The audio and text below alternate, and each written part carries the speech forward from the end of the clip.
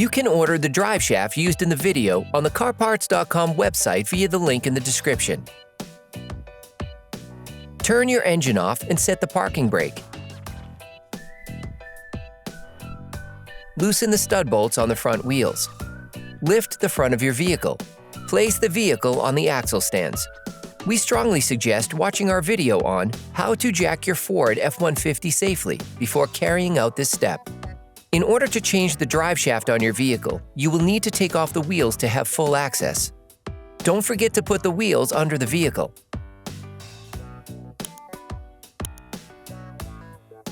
Using a flathead screwdriver, remove the nut cover from the hub.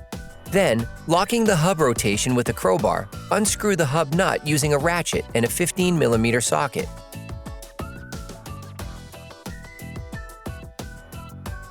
To ensure that the part is properly installed during reassembly, measure the distance between the end of the drive shaft thread and the hub with a caliper.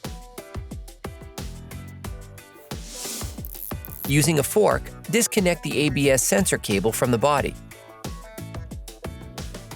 Then, disconnect it from the brake hose. Finally, using a ratchet and a 10mm socket, unscrew the fixing screw from the brake hose.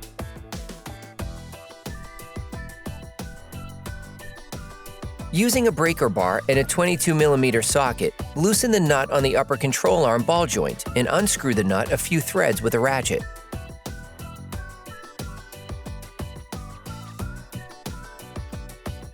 Turn the disc outwards. This will facilitate the following steps. It is now time to remove the outer tie rod from the knuckle. To do so, we recommend watching our video, How to Replace the Outer Tie Rod Ford F-150. Hey, it's Alex from CarParts.com. If you enjoyed this video and want to support us, like, comment, and subscribe. Okay, back to work. Knock on the knuckle to separate the rod from the upper control arm. To prevent the wheel knuckle unit from falling off, lift the front axle slightly with a jack while being supported by the lower control arm. Then finish unscrewing the upper control arm ball joint. Lower the wheel knuckle slightly with the jack to remove the ball joint and create the space needed to remove the drive shaft. Then shift the hole. Disconnect the vacuum lines. Tilt the wheel knuckle to remove the drive shaft.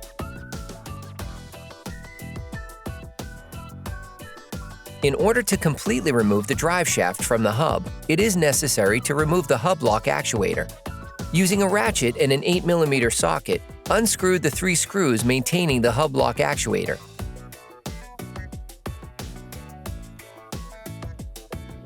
Using a large flathead screwdriver, pry it out of its slot. You can now pull the drive shaft out of the hub and remove the hub lock actuator.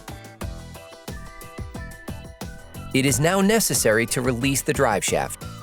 Use a crowbar to disengage the drive shaft from the differential. Then pull the drive shaft out completely. It might prove difficult to extract.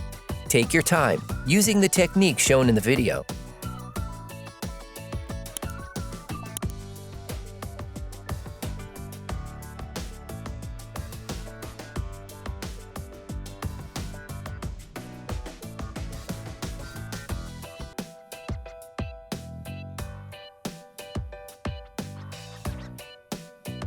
If you want to know which tools and parts we use in this video, just check the description and you'll find everything you need. Protect the drive shaft insertion slot near the drive axle. Then, clean the impurities at the gasket with a screwdriver, brake cleaner, and paper towels. Do the same on the contact position between the hub and the hub lock actuator. Apply grease to the wheel hub. You can order the drive shaft used in the video on the CarParts.com website via the link in the description. Take the new drive shaft and unscrew the nut supplied with it.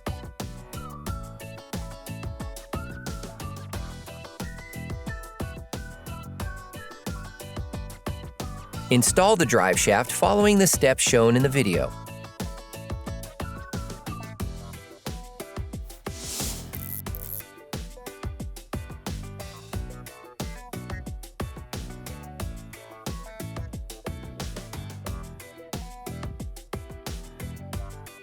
Once in position, it is necessary to push firmly to fit it in its place. This might take some time. You can purchase the parts we used here by visiting our website at CarParts.com. Once you have verified that the drive shaft is properly seated, grease the part that will be in contact with the hub lock actuator.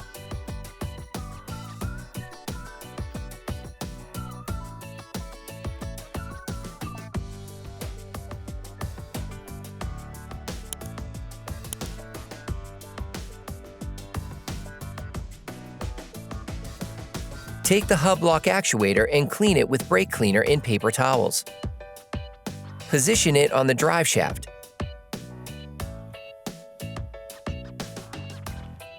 Then, grease the hub lock actuator.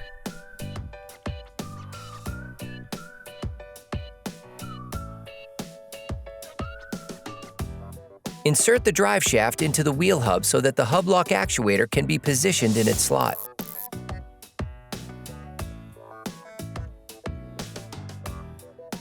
Then, screw back the 3 hub actuator retaining screws.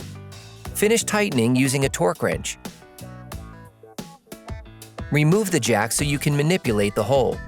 Insert the new drive shaft into the hub by rotating it to fit into the wheel hub unit.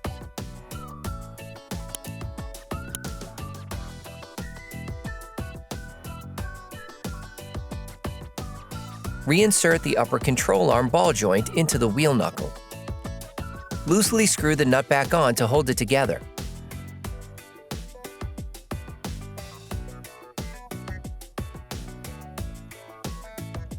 Put the outer tie rod back in place. Then, screw it back on. Finish tightening using a torque wrench. Complete the tightening of the upper suspension arm ball joint with a torque wrench. You can now reconnect the vacuum hoses. Screw the brake hose mounting bracket back on. Replace the ABS sensor clip and clip it back into its slots. You can now verify the previously measured distance to make sure that the item has been correctly reassembled. Replace the hub nut. Then, while blocking the rotation of the hub with a crowbar, screw it back on. Finish tightening using a torque wrench. Put the cover back on the nut. Then, you will be able to put the wheels back on your vehicle. Put the car back on the ground and block the wheels properly. Operation completed.